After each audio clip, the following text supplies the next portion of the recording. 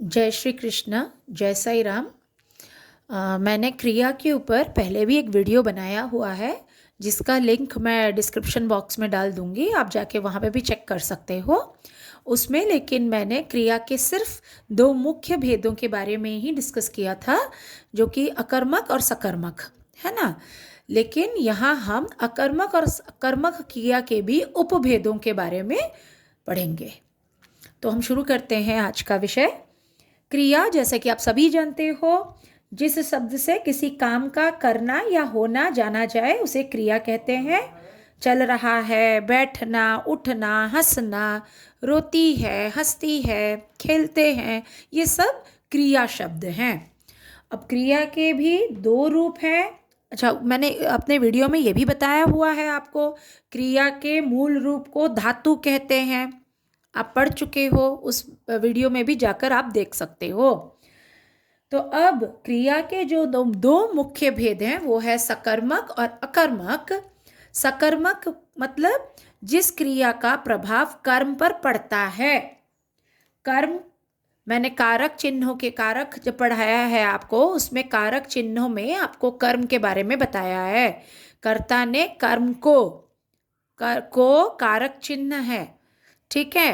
तो यहाँ पर देखो, जिस क्रिया का प्रभाव कर्म पर पड़ता है उसे सकर्मक क्रिया। जैसे राम पुस्तक पढ़ रहा है, मतलब पुस्तक को पढ़ रहा है, तो पुस्तक कर्म है, तो वहाँ वो सकर्मक क्रिया है। अगर वहीं पर बच्चा सो रहा है, तो बच्चा क्या कर रहा है? सो रहा है। लेकिन कोई कर्म कहाँ है उसमें? कोई कर्म नहीं है। बच्चा संज्ञा, सो रहा है क्रिया, कोई कर्म इसमें नहीं है। इस वजह से वह हो गई अकर्मक क्रिया। वैसे ही नरेश आम खाता है, नरेश खाता है अगर होता तो वो अकर्मक हो जाता। लेकिन रमेश या नरेश आम खाता है, तो आम या आम को खाता है, को यहाँ पर साइलेंट है, आप समझ सकते हो को, इसलिए वहाँ पर को नहीं लगाया गया है। रमेश आम खाता है या नरेश आम खाता है, आम कर्म है। जबकि नरेश, सिर्फ अगर मैं बोलती हूँ नरेश खाता है, तो वो अकर्मक क्रिया बन जाती है। लोग बैठे हैं, अकर्मक, कोई कर्म नहीं है। तो इजी तरीका क्या है सकर्मक या अकर्मक क्रिया कैसे पहचानो? बस एक, जैसे ही आप एक वाक्य पढ़ते हो, एक सवाल पूछ लो, क्या। जब क्रिया से पूर्व वो सवाल पूछना है आपको, ठीक है। जैसे नरेश क्या खाता है? नरेश आम खाता है, क्या का उत्तर आपको मिल गया आम, तो वो हो गया सकर्मक क्रिया। तो अगर प्रश्न आप पूछते हो क्या और उसका उत्तर आपको मिल जाता है तो वो सकर्मक क्रिया। अगर ऐसा कोई उत्तर आपको नहीं मिलता है तो वह हो गई अकर्मक क्रिया। अब आपको मैं पहले से ही बता चुकी हूँ अकर्मक और सकर्मक क्रिया कैसे पहचानेंगे। अब सकर्मक क्रिया के भी दो भेद हैं, प्रेरणार्थक क्रिया और द्विकर्मक क्रिया। वो प्रेरणार्थक क्रिया में क्या होता है? जब कर्ता किसी कार्य को स्वयं ना करके दूसरों से करवाता है। जैसे टीचर आपसे होमवर्क करवाता है ना। टीचर होमवर्क खुद नहीं करता है, टीचर अलग से जो आपको पढ़ाना है उसका होमवर्क टीचर करते हैं, लेकिन जो आपको दिया जाता है वो टीचर होमवर्क आपसे करवा रहा है। सीता बच्चे को सुलाती है, हम धोबी से कपड़े धुलवाते हैं। स्कूल में शिक्षक बच्चों से प्रार्थना करवाते हैं। तो ये सब क्या हो गया? प्रेरणार्थक क्रिया। प्रेरणार्थक, आप प्रेरणा दे रहे हो, किसी काम को करने के लिए बता रहे हो, कोई काम खुद नहीं कर रहे हो, तो वो हो गया प्रेरणार्थक क्रिया। सकर्मक क्रिया के मुख्य रूप से दो भेद हैं, प्रेरणार्थक की क्रिया और दूसरा है द्विकर्मक। नाम से ही पता चल जाता है, अगर दो कर्म है तो द्विकर्मक, द्वि मतलब दो और कर्मक मतलब दो कर्म होंगे, तो द्विकर्मक। जिस क्रिया में दो कर्म होते हैं वे द्विकर्मक कहलाते हैं। जैसे डॉक्टर रोगी को सुई लगाता है, इसमें लगाता है वो क्रिया है, लगाने का काम। लेकिन डॉक्टर रोगी को क्या करता है? सुई। किसको सुई लगाता है? रोगी।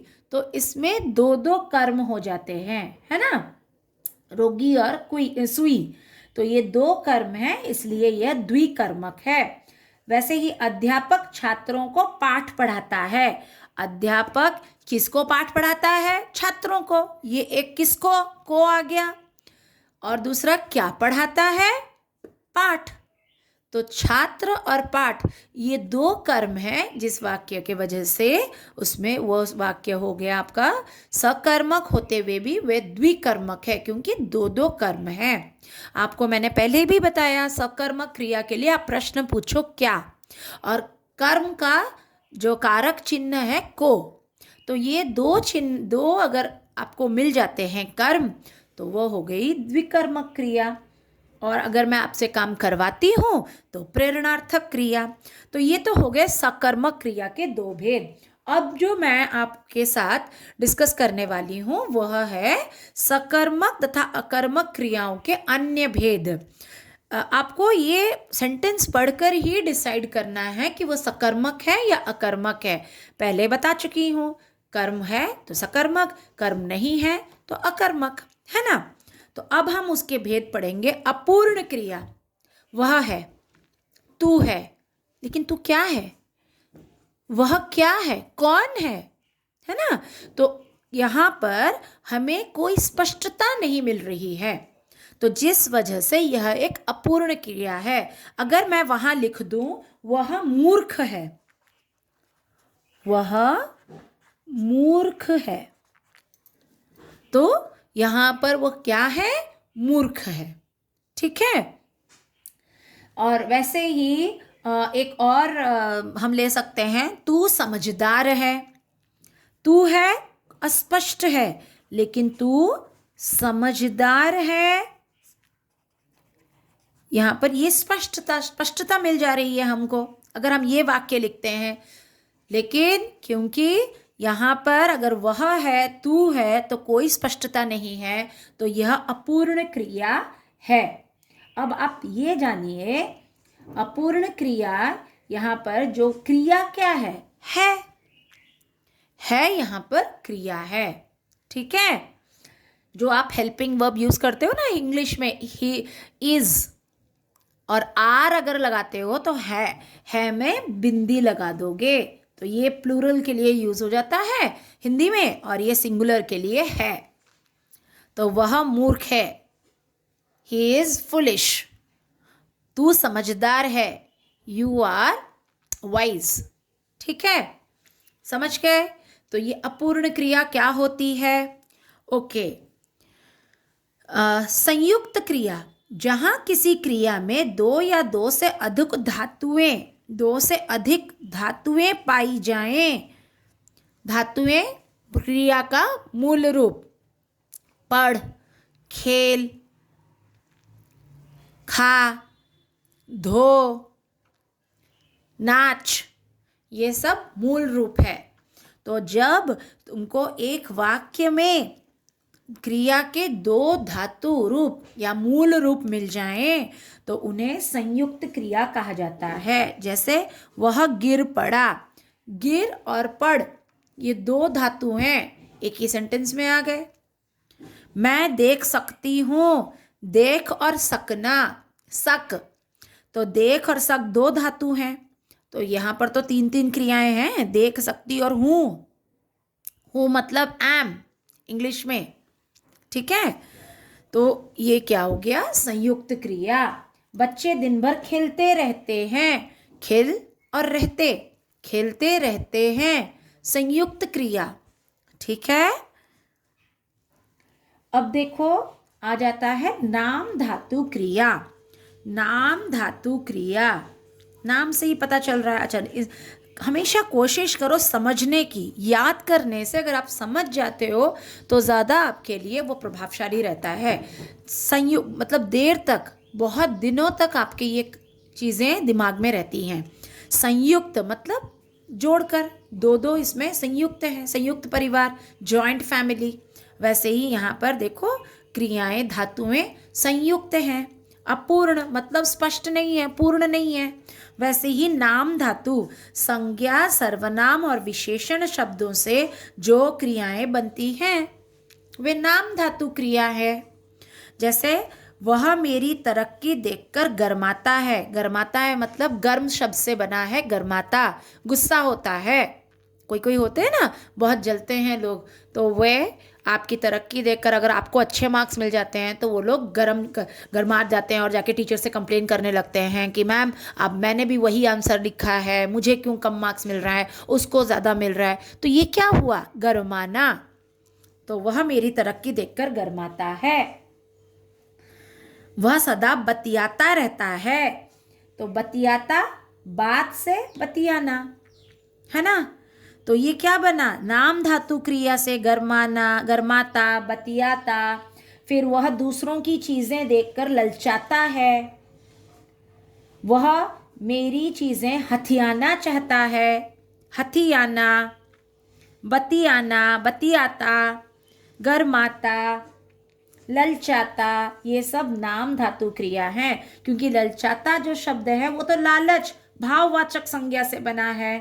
हथियाना हाथ जातिवाचक संज्ञा से बना है। बात, बतियाना बात से बना है ना। गरमाना गर्म से, विशेषण से बना है। तो ये सब नाम धातु क्रिया हो जाती हैं। अब हमारा दूसरा है पूर्वकालिक क्रिया। पूर्वकालिक मतलब जब मुख्य क्रिया से पूर्व कोई अन्य क्रिया होती है, उसमें प्रायः कर या कर के प्रत्ययों का प्रयोग होता है। प्रत्यय आप जानते हो, जैसे बात से बतियाता, आता प्रत्यय लगा। गर्म से गरमाना, आना प्रत्यय, या गरमाता आता प्रत्यय, जिसको आप इंग्लिश में सफिक्स बोलते हो। बच्चा प्लस पन, बचपन, पन प्रत्यय है। तो वैसे ही जो पूर्वकालिक क्रिया होती है उसमें ज़्यादातर कर या करके ये ज़रूर लगता है। तो जब आपके मुख्य क्रिया से पूर्व कोई अन्य क्रिया होती है उसे पूर्वकालिक क्रिया कहते हैं।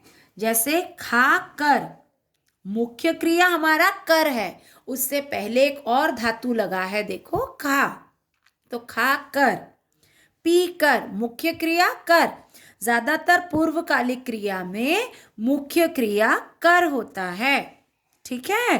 तो कर से पहले अगर एक और क्रिया लग जाती है तो वह हो गया पूर्वकालिक क्रिया। पी कर, देख कर, रख कर आदि। तो ये शब्द हो गए आपके पूर्वकालिक क्रिया। मैं आशा करती हूँ आज का वीडियो आपको पसंद आया होगा। क्रिया के भेदों के बारे में आपको और अधिक जानकारी मिली होगी। भले ही सकर्मक और अकर्मक क्रिया ज़्यादा आपको सवाल पूछे जाते हैं एग्ज़ाम में, लेकिन आपको इन सब क्रियाओं के बारे में भी जानकारी होनी चाहिए, इन भेदों के बारे में भी जानकारी होनी चाहिए। याद मत कीजिए, इसको समझिए। अगर आप समझ जाएंगे तो लॉन्ग टर्म के लिए आपके दिमाग में ये बातें रह जाएंगी। अगर वीडियो पसंद आया हो लाइक कर दीजिए, अपने दोस्तों के साथ ज़्यादा से ज़्यादा शेयर कीजिए। और हाँ, अब तक सिर्फ देख रहे हैं, सब्सक्राइब नहीं कर रहे हैं तो सब्सक्राइब ज़रूर कीजिए। राधे राधे।